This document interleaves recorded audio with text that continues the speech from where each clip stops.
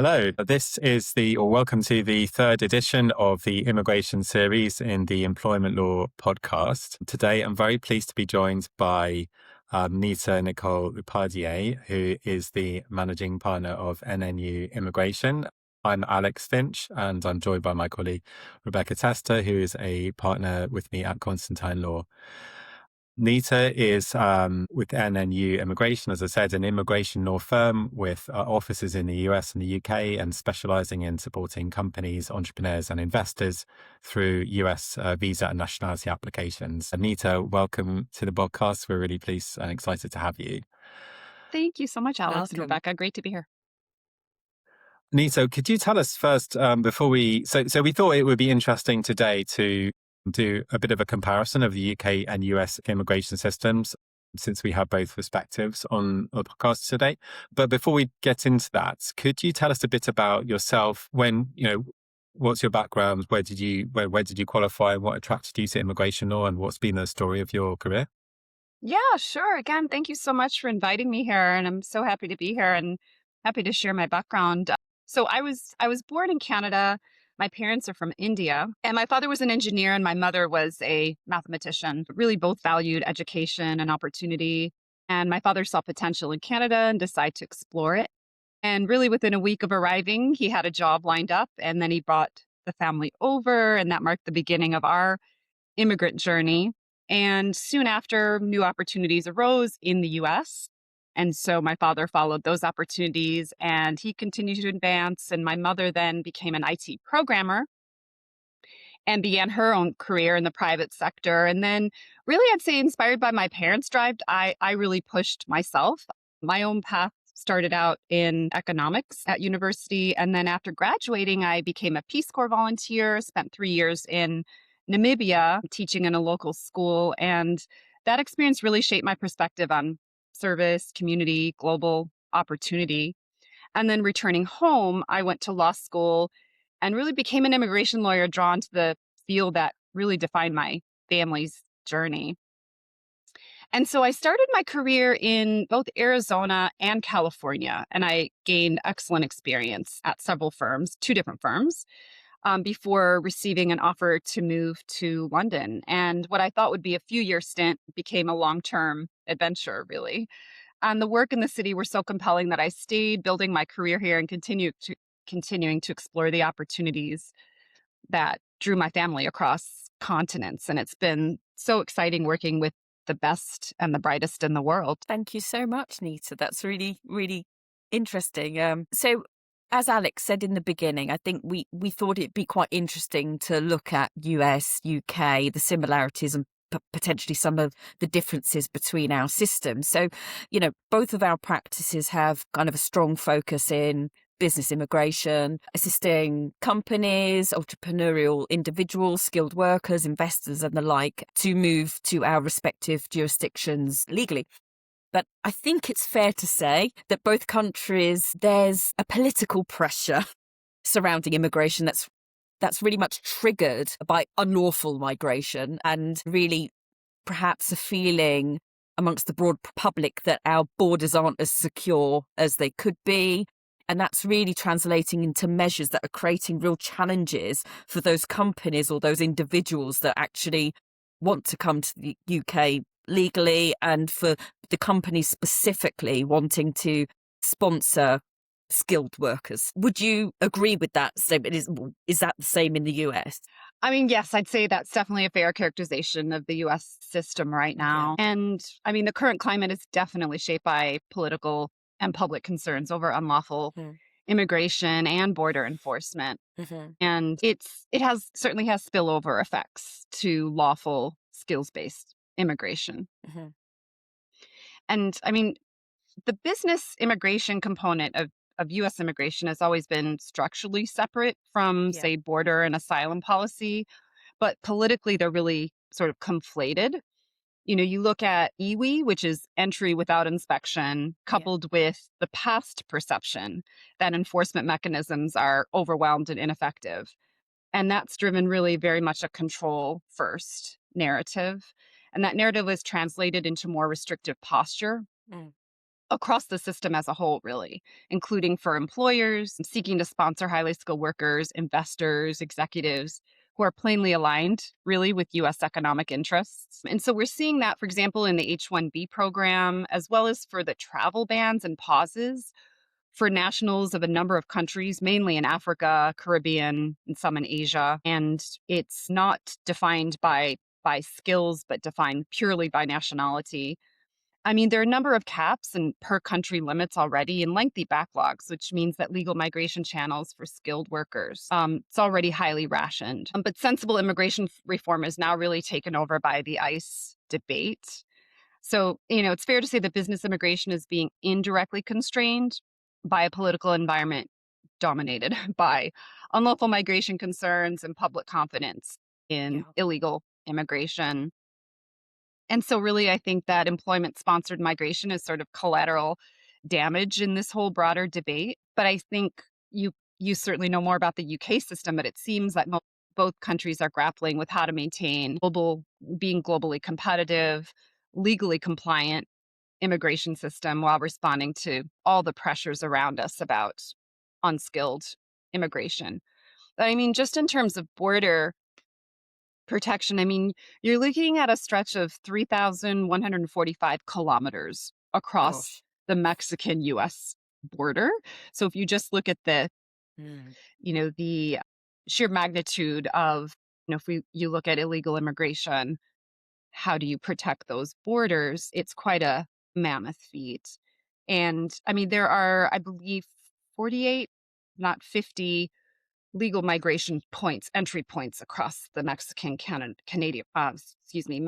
US border, and then Goodness me. hundreds of other checkpoints. But it's still quite a vast, Mm. uh, you know, amount of geographic region to protect. Yeah. And then you've got a US population of 48 million people. So then once people get into the US, how do you enforce is a big question. Gosh.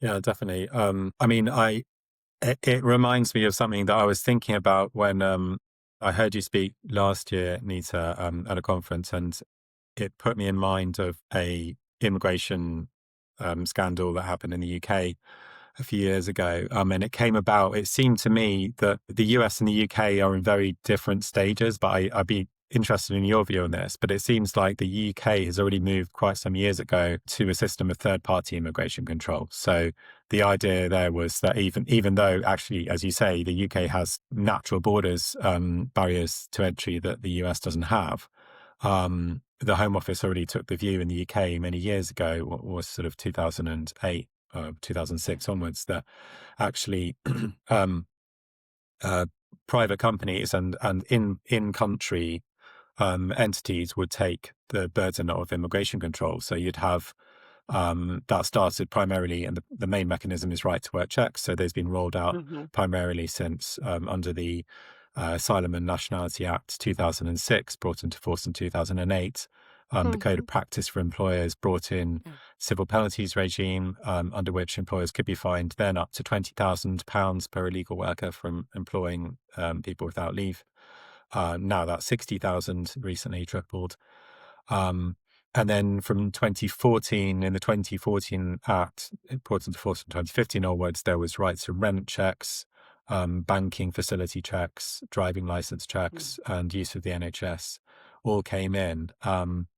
And what happened, interesting in the UK, interestingly, I suppose, from a US immigration lawyer's perspective, it was that within a few years of that, there was then a very large scandal in which it turned out that people who were here lawfully, long-time residents of the UK since the 1970s, had actually been caught up in the net, and that was the Windrush scandal. But it feels anecdotally, it feels like the US is behind on that trajectory, in which there isn't this emphasis on third-party enforcement, and it's more about the border. Is that fair, or is that already starting to change?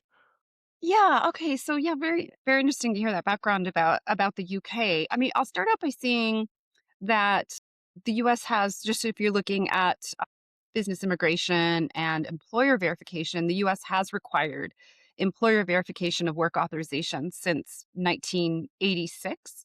So Specifically, there's a form called the I-9. The requirement was created by the Immigration Reform and Control Act of 1986, and it has applied to all employers in the United States since November 6, 1986. And so from that day forward, U.S. employers have always been legally required to verify the identity and employment authorization of all new hires, U.S. citizens and non-citizens alike, and fines can be imposed.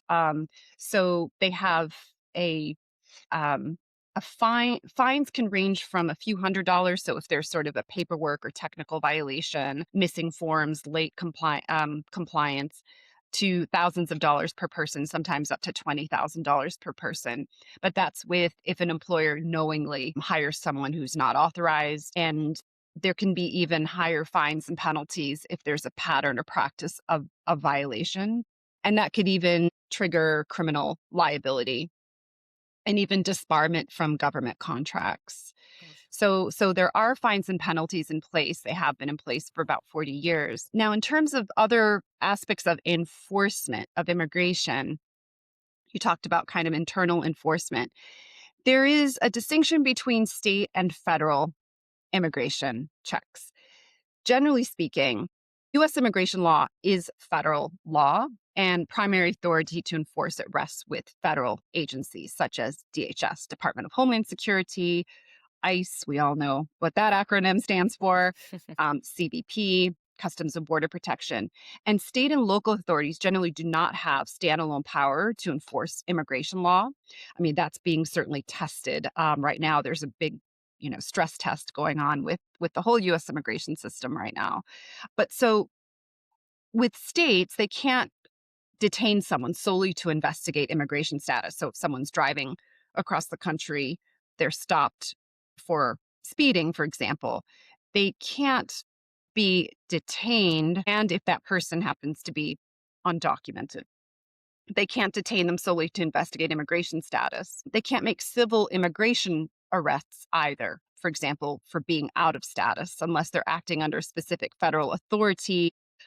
There could be some formal agreements with Department of Homeland Security under a section of the Code 280G. And also you've got what would be called sanctuary jurisdictions. So these sanctuary jurisdictions they're sort of seen as non-cooperative jurisdictions that prohibit officers completely from asking about or acting on immigration status at all. You might have heard that term in the news lately, sanctuary cities. So there is enforcement. There are enforcement mechanisms, and certainly, as we've all been seeing in the news, there is even greater enforcement right now, and whether or not that is lawful remains to be seen, certainly being tested through the courts. I Brilliant, suppose thank you. jumping in on that, I mean, as you say, I mean, the right to work checks that you described are virtually identical to what was brought into the UK since the 90s, but again in the 2008 reforms. So, but do you think it's the state issue that is the primary reason why there's this large? I mean, we don't know how large the undocumented population is in the UK for obvious reasons, but it's believed to be lower per capita, I think, than in the US. So do you think that that's the reason that has happened?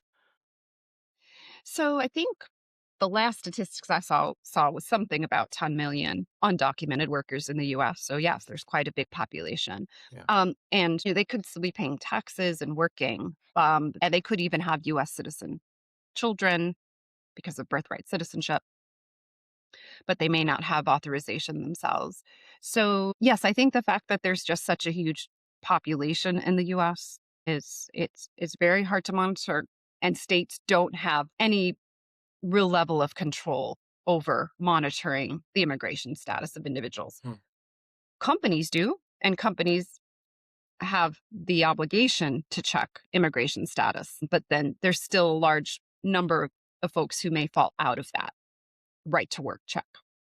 Certainly there are industries such as, for example, agricultural industry or construction industry who may turn a blind eye to the immigration status of the workers working for those companies. Yeah, and that's another point of difference, I suppose, that the UK has not had birthright citizenship since 1983. So, and in common with most countries. So I think the US is one of the outliers now these days to have birthrights, citizenship by birth automatically. Indeed, and that would have to be a constitutional change if Yeah. the government wanted to change birthright citizenship. Thank you. Thank you, Nita.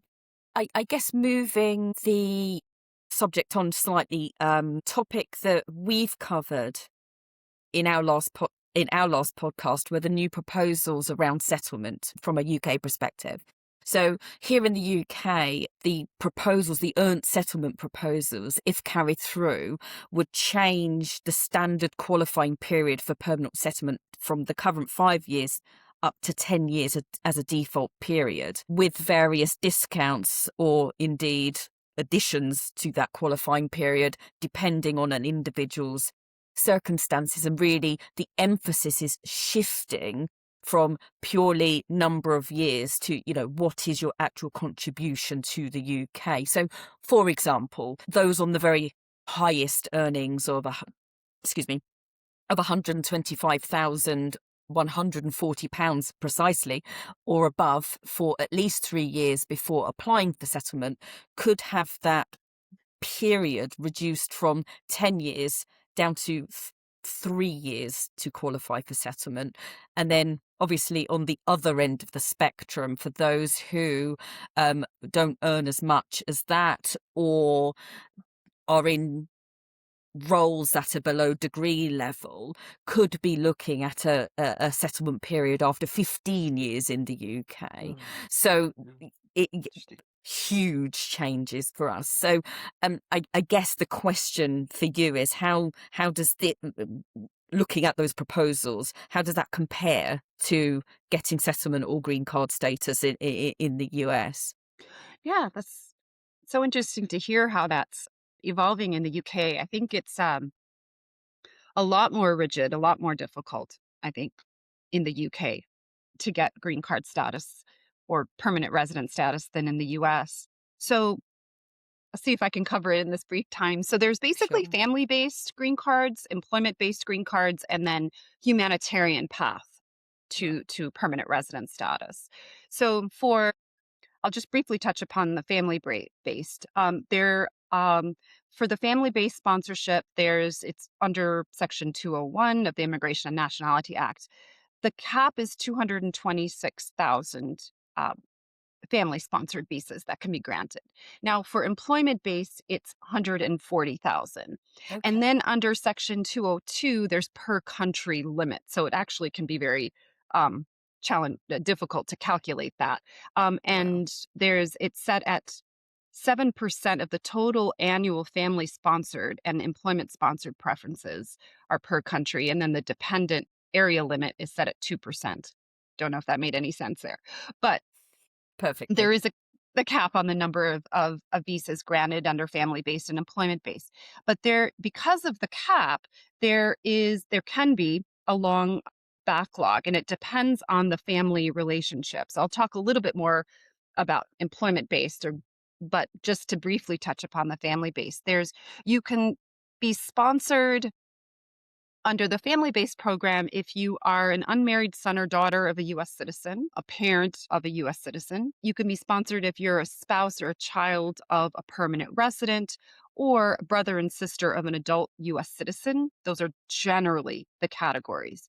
But it depends on what country you're being sponsored from or what your country of citizenship as to how long you would have to wait for the green card.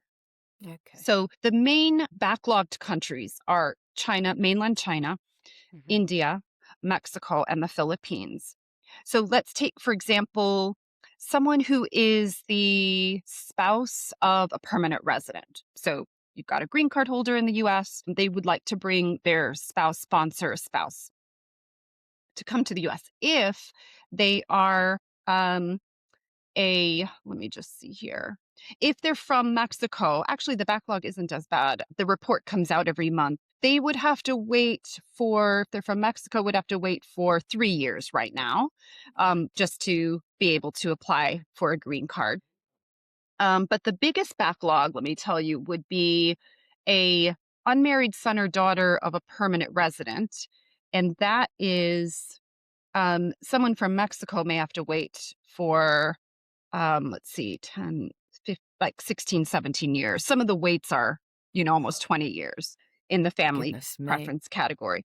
So there's a long backlog. Now, employment-based is different because you can get a green card really quickly if you are in what's called the first preference category, which would be if you're an extraordinary ability worker, outstanding researcher, or multinational manager or executive. So if you fall in one of those three categories, you could get a green card in as little as a year. You don't have to have any prior history even Okay. in the United States. And it could even be, less than a year in some cases. So let's take someone who's of extraordinary ability in the field. They've shown that they're risen to the very top of their field. They're globally recognized. They've made major contributions to their field. And so they could self-sponsor in the extraordinary ability green card category. So the first part of the process is filing a form called an I-140 application. It can file that through the premium processing program and get a response in 15 business days. In 15 days, they could be through the first hurdle of getting a green card. Then that's the biggest hurdle. Then it's filing a 485 application or going through an immigrant visa process, which you probably want to allocate another sort of 12 months or so for that. But the biggest hurdle of knowing whether they classify you as extraordinary ability green card in that category Right. could be as little as a few weeks. Now, then there's other categories, the second, third, fourth, and fifth employment-based preference categories. So the second, third categories require an employer to first test the labor market. So they're looking to see if a US citizen could fulfill that role. So this could be, for example, a talented software engineer who might be in the US on, let's just say, an L1 visa or an H1B visa. The company says they're very valuable, we want to keep them, but they don't fit into the extraordinary ability, outstanding research, or manager category. So the company, although they have identified someone they would like to sponsor for a green card, they have to go through a rather artificial exercise of testing the labor market. They have to go through a Department of Labor exercise. And they have to truthfully test the market, put the advertisements in certain newspapers of broad publication and circulation. And then they can go back to the Department of Labor and say, we have tested the labor market. There's no US citizen available. We'd like to sponsor this person. And if the Department of Labor says, okay, we do see that you've legitimately tested the market, you can proceed with sponsoring an individual. Only then can that person be sponsored. Sometimes that labor market test can take 24 months. Usually it takes about a year, but it could take longer if the company is audited. So some companies are audited if Department of Labor says we don't think that you've truthfully tested the market, or we think that you've so nearly defined the job requirements or specification that it only applies to that one person. So it could take some time. And then the I-140 petition can be filed, and then the green card application. So for someone in that category, second or third preference, it can take, we tell clients to allocate a minimum of 2 years, but possibly 3. And then there's certain Can I special, ask about that? yeah, yeah. During that time, is the worker get started, or are they outside the country waiting? So it depends on their status at the time, because most of them already have an existing status in the US. It's a great question. So if they have H-1B status or L status, which is the intercompany transfer, what's quite crucial is making sure they maintain their underlying non-immigrant temporary worker status, because just merely by going through the Department of Labor process and starting the green card process doesn't grant someone the right to stay necessarily in the US. So if the labor market's being tested and all of that's being done with a view to sponsoring that individual, that alone doesn't allow them to stay in the US. And it's even more important, that question is quite relevant right now because it's even more important than ever for an underlying status to be maintained, because even if that individual reaches, there is a certain green card stage where they can get work authorization while they're waiting for the final outcome, but that doesn't come until later in the process. And we have been hearing reports now about even if someone is in that stage where they could stay, if they don't have that underlying work authorization maintained, they're getting what's called an NTA, notice to appear, in an immigration court because the immigration authorities are saying you've fallen out of status. And so then they're just clogging the courts with these Wow. kinds of cases when it's really not necessary. But we're telling clients it's absolutely crucial to maintain that status, which means filing that green card application at least 3 years before we know that their status will expire. In some cases, an H-1B can be extended beyond the normal 6-year allocation if a green card application has been filed and pending for at least a year. But some visas, such as the L1 intercompany transfer, doesn't quite grant that same authority. So timing is quite important. It's so interesting hearing you Really describe is. the system, because there's flashes of things that we recognize as, oh, that's Yeah. exactly the same, like the resident labor market testing and the fact that it's sometimes a bit artificial, or maybe a genuine exercise has already taken place, but then you rerun a slightly maybe different exercise after the fact to satisfy Quite. the rules. What really Right. struck me, I hope we've got time to pull it back to this, but is you said that there was family based, that there were backlogs, but they were based on nationality, and I think that's something that I don't think could lawfully happen without statutory No. change in the country because of equality legislation. So I don't know if that could happen. But what I wanted to ask you about that is the extent of the backlog, depending on your nationality, as I understand it, is that a matter of government policy, or is it informally just a question of the size of the budget that the team is given that is working on that backlog? Or is it, does that make sense, that distinction? Yeah, I think so. It is statutorily governed. So it's under the Immigration and Nationality Act. So it wouldn't change. So there just happens to be a higher number of applications from mainland China, or from foreign nationals of mainland China, India, Mexico, and the Philippines. So for other nationalities, dates are actually still somewhat backlogged, but the greater backlog is with those other countries. Yeah, so that wouldn't really change. The nationalities wouldn't change unless there's suddenly a big surge of applications coming from another country, and because of the limitations as set forth in the act, they might put a limitation on that particular country, but it just hasn't developed that way.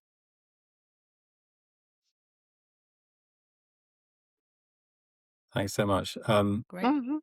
The other point we wanted to talk about was what's I think quite topical with Costs. US immigration is Yeah. costs. So I think there was, I think, pretty much international news when the H-1B visa fee was put up to 100,000 USD. We talked about how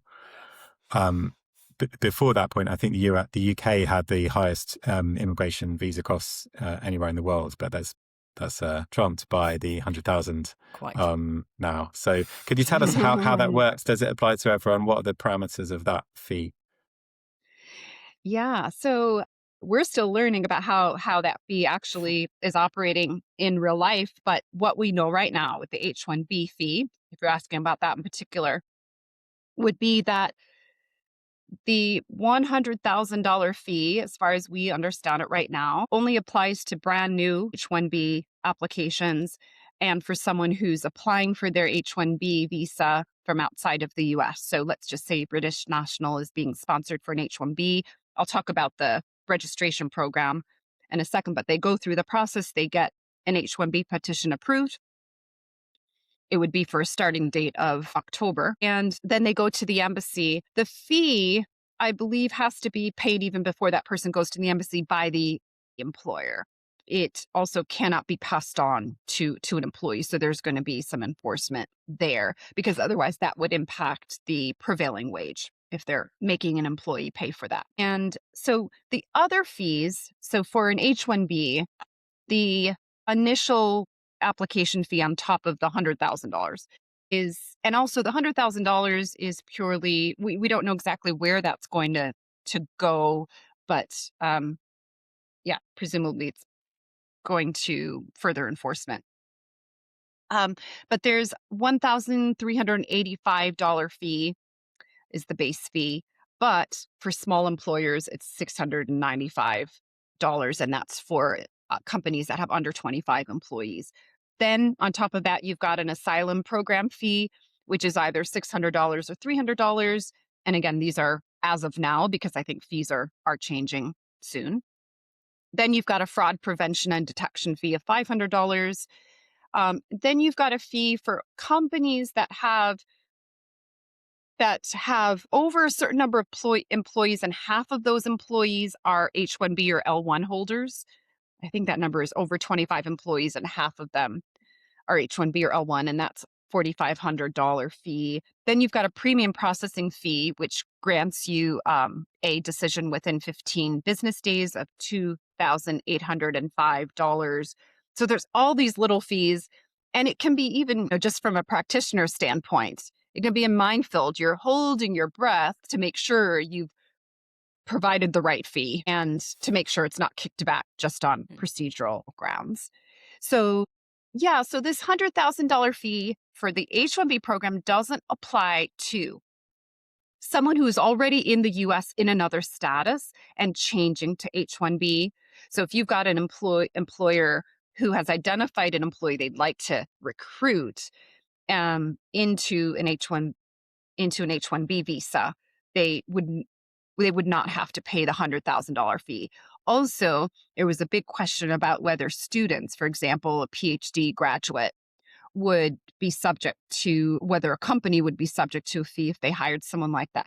And that it wouldn't apply there either, as far as we are aware. The program still hasn't officially kicked in. It will be under this new process, will start in March. And also just kind of worth noting, it is a weighted system now. So if someone gets a higher wage offer, they have a greater chance of getting into the H-1B program. Brilliant. Gosh, I really realized I should have interesting. said it's $100,000 question. Yeah. I wanted to finally ask you, do you have any insights on what the big developments coming down the line in the US immigration system might be? I know this is totally, a very wide-ranging question, but what would you say about that? So what I would like to see, and we're seeing hints of it, is technology and process improvements, for one, from the employment law standpoint, because I think the UK system is far more advanced than the US in terms of just submitting applications to the government. We still have to print off huge stacks of documentation and send it in. Until recently, we had to actually draft old-fashioned checks from the bank in the US to cover filing fees. We can now cover that through credit card. But now there are certain applications that can be filed online, but not across the board. So I think the US immigration authorities want to make progress there, and we're seeing slow improvements, but we think that there needs to be greater technological upgrades. I'm hopeful that they will be working on that. In terms of policy, I mean, really comprehensive immigration reform is needed and has been needed for a long time, but I think that we're probably likely to still see some more sort of piecemeal changes rather than sweeping progress. And again, I think the mentality, at least right now under the current government, is very much going to be enforcement. And nevertheless, immigration is the economic engine of the United States, as it is for many countries. And so the US government can't ignore the fact that they need immigration for innovation, for entrepreneurship, for creativity. And so we feel hopeful that there will maybe not so much be an expansion of the current programs, but just an allowance that and a recognition that investors need legal access to the US to be able to help build and grow businesses, which in turn creates more jobs for Americans. So, yeah, I mean, there's definitely an enforcement priority right now. And I don't see that shifting, at least under this current administration. Brilliant. Yeah, I mean, just in the UK, we were fortunate, I think, that we moved online. Almost everything got processed online just slightly before the coronavirus pandemic, so which was a big stroke of luck for us. But yeah, I really think that listening to you speak has been so fascinating. There are so many points of comparison, and you see things that are the same, but things that are interestingly different. And it'd be fascinating to dig into why they're different and how they're going to, what are the push and pull factors. But I think we are out of time. So thank you so much, Nita, for joining us. Thank you, Nita. That was the Thank you, Alex. third episode of the immigration series in the Employment Law podcast. You've been listening to me, Alex Finch, my colleague, Rebecca Tester, and our wonderful guest, Nita Upadhye. Thank you so much. If you enjoyed the podcast, please hit the subscribe button. We are available on YouTube, Apple now, and Spotify, and we look forward to seeing you next time. Thank you very much. Thanks, everyone. Thank you. Take care.